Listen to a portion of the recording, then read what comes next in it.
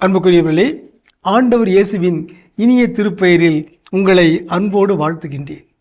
இயேசுவின் ஆளுமை என்னும் தொடரில் இயேசுவின் வல்லமை பற்றிய செய்திகளை உங்களோடு பகிர்ந்து வருகின்றேன்.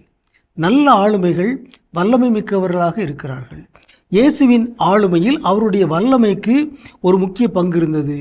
தூய ஆவியாருடைய வல்லமை உடையவராக இருந்தார். தூய ஆவியாருடைய வல்லமையால் அவர் பேய்களை ஓட்டினார்.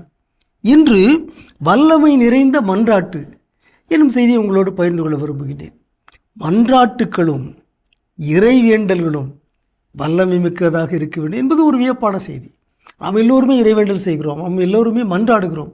ஆனால் எல்லா மன்றாட்டுக்களும் எல்லா இறைவேண்டல்களும் வல்லமை நிறைந்ததாக இல்லை. நம்முடைய மன்றாட்டுகளை நாம் ஆய்வு செய்ய வேண்டும்.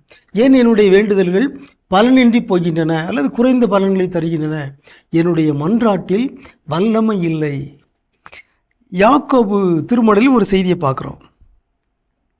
யாக்கோபு 5:16 சொல்லப்பட்டுகிறது, நேர்மையாளருடைய வல்லமை மிக்க மன்றாட்டு பயன் விளைவிக்கும்.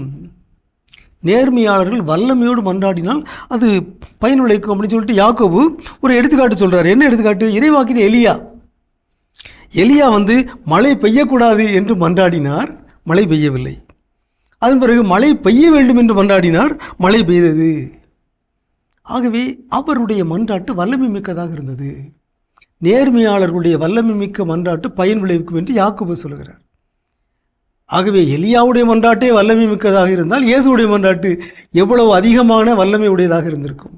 இயேசுடைய மன்றாட்டு வல்லமை மிக்க மன்றாட்டாக இருந்தது. எடுத்துக்காட்டாக யோவான் நற்செய்தி 11ஆம் அதிகாரம் 41வது இறைமொழியில் நாம் வாசிக்கின்றோம், லாசரை இயேசு உயிர் பெற்றெழச் செய்கிறார். அதற்கு முன்பாக அவர் மன்றாடுகிறார். அதை பாருங்க.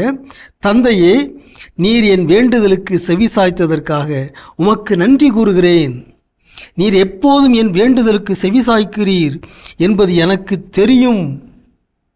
அப்படி மன்றாடுறார் பாருங்க. அதான் வல்லமை மிக்க மன்றாட்டு. நான் கேட்குறதெல்லாம் நீங்கள் தருவீங்கன்னு சொல்லி எனக்கு தெரியும். அதான் நம்பிக்கை நிறைந்த ஒரு மன்றாட்டு, வல்லமை மிக்க மன்றாட்டு. அங்கே லாசரே வெளியே வா அப்படின்னு சொல்கிறாரு, அவர் வெளியே வந்துடுறார்.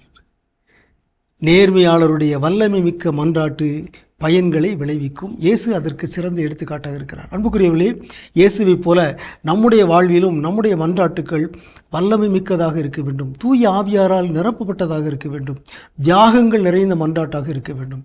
அப்பொழுது நம்முடைய மன்றாட்டுகளும் நிச்சயமாக நல்ல பலன்களை விளைவிக்கும். இயேசுவை போலவே நாமும் வல்லமையோடு மன்றாடுவோமாக. உங்களுக்கு அமைதி உரித்தாகுக.